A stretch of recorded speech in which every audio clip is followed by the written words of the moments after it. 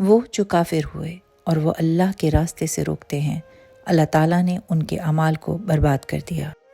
اور وہ جو ایمان لائے اور انہوں نے نیک اعمال کیے اور وہ ایمان لائے اس کے ساتھ جو نازل کیا گیا محمد صلی اللہ علیہ وآلہ وسلم پر،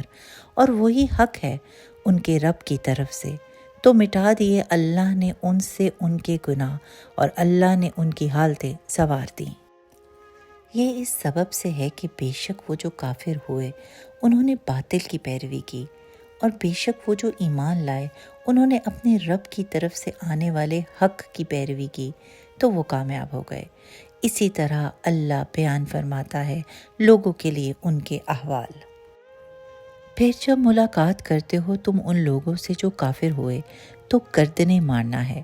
یعنی قتال کرنا ہے، اور یہ بات حالت جنگ کی ہے،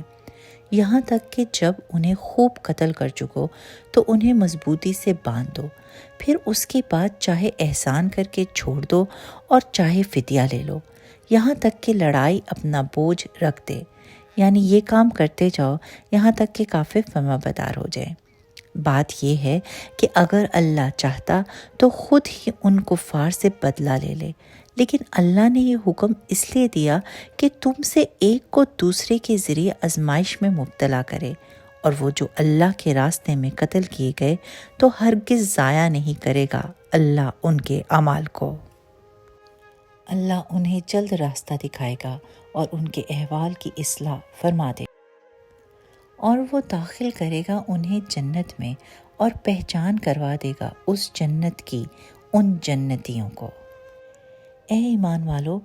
اگر تم اللہ کی مدد کرو گے تو وہ تمہاری مدد فرمائے گا، اور یقینی سی بات ہے اللہ کو ہماری مدد کی کیا ضرورت۔ تو یہاں مراد اللہ کے دین کی مدد ہے، یعنی اسلام کی مدد۔ تو پھر ترجمہ یہ ہوگا، اے ایمان والو، اگر تم اللہ کے دین کی مدد کرو گے تو وہ تمہاری مدد فرمائے گا اور مضبوط کر دے گا تمہارے قدموں کو۔ اور وہ جو کافر ہوئے تو ان پر تباہی نازل ہو جائے اور اللہ نے ان کے اعمال برباد کر دیے۔ یہ اس سبب سے تھا کہ بے شک ان لوگوں نے اس چیز کو ناپسند کیا جو نازل کی اللہ نے، یعنی قرآن، تو اللہ نے ان کے اعمال برباد کر دیے۔ تو کیا وہ زمین میں سیر نہیں کرتے کہ کیسا ہوا ان لوگوں کا انجام جو ان سے پہلے گزر گئے؟ اللہ نے ان پر تباہی کو نازل فرمایا، اور کافروں کے لیے بھی ویسی بہت ساری چیزیں ہیں، یعنی ان پر بھی مصیبتیں اور عذاب نازل ہوں گے۔ یہ اس سبب سے ہے کہ اللہ ان لوگوں کا مددگار ہے جو ایمان لائے، اور بے شک کافروں کا کوئی مددگار نہیں۔ بے شک اللہ داخل فرمائے گا باغات میں ان لوگوں کو جو ایمان لائے اور انہوں نے نیک اعمال کیے، جاری ہوں گی ان باغات کے نیچے سے نہریں، اور وہ جو کافر ہوئے وہ نفع حاصل کرتے ہیں اور وہ کھاتے ہیں جیسے جانور کھاتے ہیں، اور آگ ان کا ٹھکانہ ہے۔ اے حبیب کریم صلی اللہ علیہ وآلہ وسلم، کتنے ہی شہر ایسے تھے جو زیادہ تھے قوت کے لحاظ سے آپ کے اس شہر سے کہ جس سے آپ کو نکالا گیا۔ یہاں مراد شہر مکہ مکرمہ اور اس کے شہری ہیں۔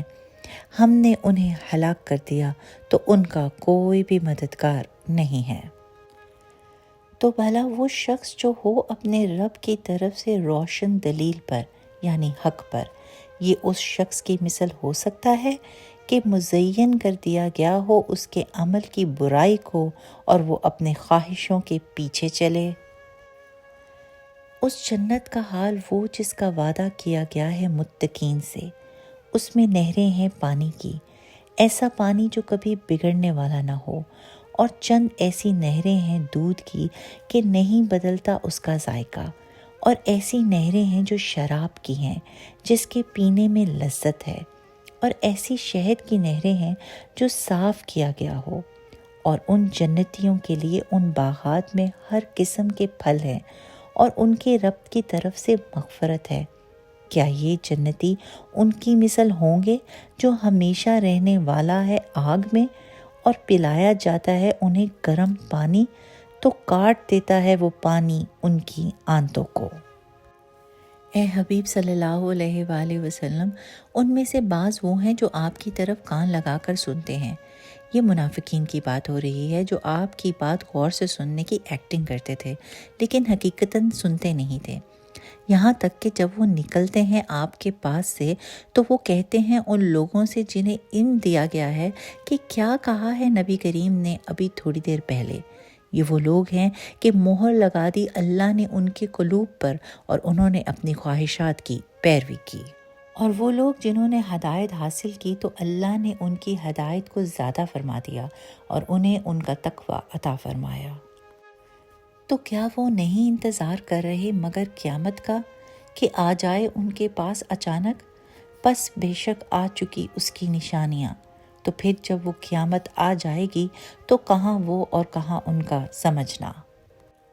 تو جان لو کہ بے شک اللہ کے سوا کوئی معبود نہیں، اور اے حبیب کریم صلی اللہ علیہ وآلہ وسلم آپ مغفرت طلب کیجئے اپنے ذنب کے لیے، اور اہل ایمان مردوں اور عورتوں کے گناہوں کے لیے مغفرت طلب کیجئے، اور اللہ جانتا ہے تمہارا دن میں گھومنا پھرنا اور رات کو تمہارا آرام کرنا۔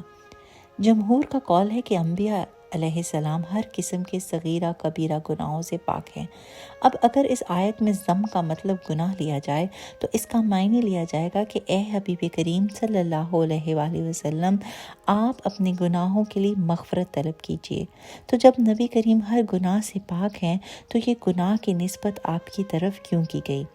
یہاں اس کو مجازی طور پر استعمال کیا گیا ہے۔ مثال کے طور پر شیر ایک وحشی جانور ہے جو حملہ کرتا ہے اور چیر پھاڑ کر کھاتا ہے،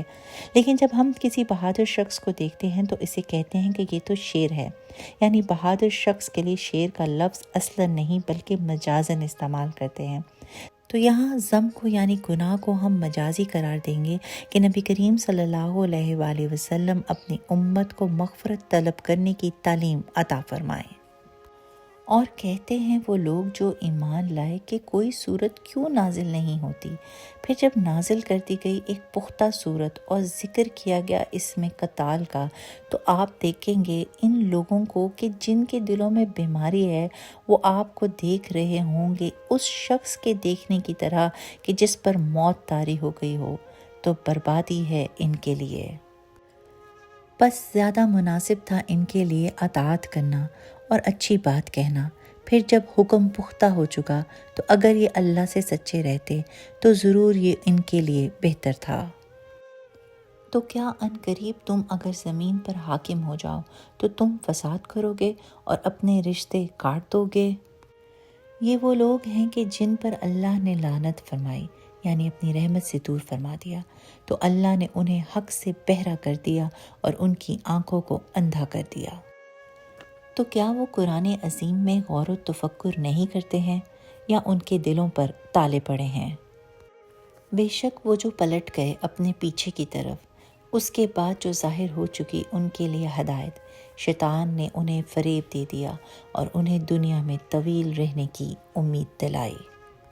یہ اس لیے ہوا کہ انہوں نے ان لوگوں سے کہا، یعنی منافقین اور اہل کتاب نے مشرکین مکہ سے کہا کہ جنہیں اللہ کا اتارا ہوا ناگوار ہے، یعنی قرآن مجید، کہ ایک کام میں ہم تمہاری ضرور اطاعت کریں گے اور اللہ جانتا ہے ان کے راز، اور وہ کام کیا تھا؟ یعنی نبی کریم صلی اللہ علیہ وآلہ وسلم سے نفرت اور جہاد سے دوری۔ تو کیسا معاملہ ہوگا جب فرشتے ان کی روح قبض کریں گے، اس حال میں کہ مار رہے ہوں گے ان کے چہروں کو اور ان کی پیٹھوں کو۔ یہ اس لیے ہے کہ وہ ایسی بات کے تابع ہوئے کہ جس میں اللہ کی ناراضگی تھی اور اللہ کی خوشی کو انہوں نے ناپسند کیا، تو اللہ نے ان کے اعمال برباد کر دیے۔ کیا گمان کر رہے ہیں وہ کہ جن کے دلوں میں بیماری ہے، یعنی منافق، کہ ہرگز اللہ ان کی دشمنی کو ظاہر نہ فرمائے گا؟ تو اگر ہم چاہیں تو اے حبیب کریم صلی اللہ علیہ وآلہ وسلم ہم آپ کو ان لوگوں کو دکھا دیں تو ضرور آپ انہیں پہچان لیں گے ان کی صورتوں کے ذریعے، اور ضرور پہچان لیں گے ان کی بات کے اسلوب سے، اور اللہ تمہارے اعمال کو جانتا ہے۔ اس آیت مبارکہ کے نزول کے بعد نبی کریم صلی اللہ علیہ وآلہ وسلم کی بارگاہ میں اگر کوئی منافق آتا تو آپ اس کا چہرہ دیکھ کر ہی پہچان جاتے، یا جب وہ بات کرتا تو آپ ان کے بات سے بھی پہچان جاتے کہ یہ بندہ منافق ہے۔ اور ضرور ضرور ہم تمہیں آزمائش میں مبتلا کریں گے، یہاں تک کہ ہم دیکھ لیں گے کہ تم میں سے مجاہدین اور صابرین کو، اور ضرور ہم تمہاری خبروں کو آزمائیں گے۔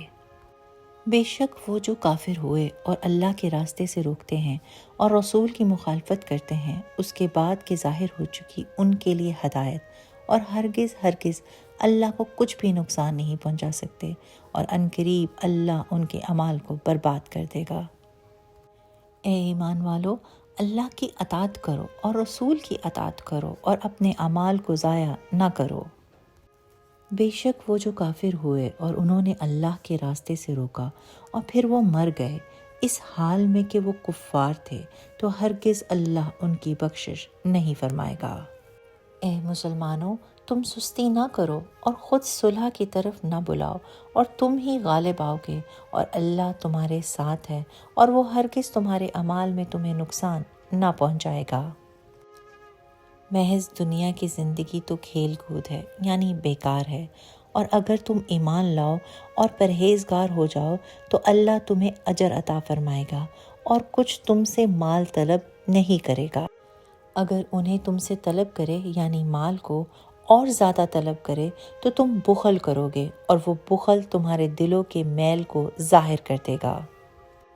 ہاں، یہ تم ہی ہو کہ تم بلائے جاتے ہو تاکہ تم اللہ کی راہ میں خرچ کرو، اور تم میں سے بعض تو وہ ہیں جو بخل کرتے ہیں، اور جو بخل کرے تو محض وہ اپنی جان پر بخل کرتا ہے، اور اللہ غنی ہے اور تم فقیر ہو، اور اگر تم منہ پھیرو گے تو تبدیل کر دے گا اللہ ایک ایسی قوم کو جو تمہارے علاوہ ہوگی، پھر وہ تمہارے جیسے نہیں ہوں گے۔